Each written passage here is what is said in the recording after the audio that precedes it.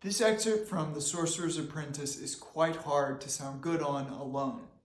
It's hard to make the whole thing not one giant crack. So be careful on your A flats, make sure the half hole is not too open, and make sure you're blowing firmly enough to focus the sound. On the C's and B flats and B naturals, make sure to just hold down the vent key.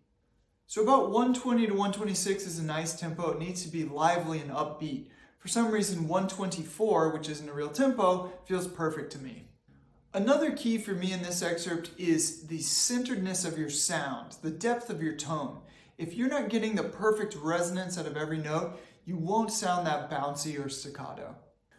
One part of that is to not puff the air every time, but hold your support constant, even though you're going to make the staccatos here in your mouth, just the same way we speak. Don't get longer on the repeated C's.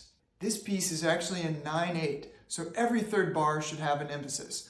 Bum, bum, bum, bum, bum, bum, bum, bum, bum, bum, bum, bum. Make sure your eyes are sorted out in the second half of this excerpt, and especially later at 44 when you have many more eighth notes.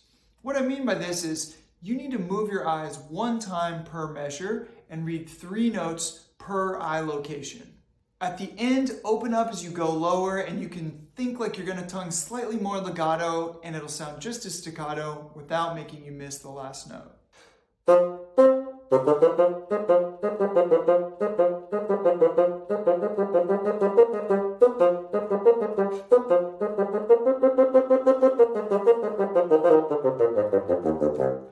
If this was helpful, you can help me out a lot by giving me a like and a follow or subscribe, or let me know what was not helpful down in the comments.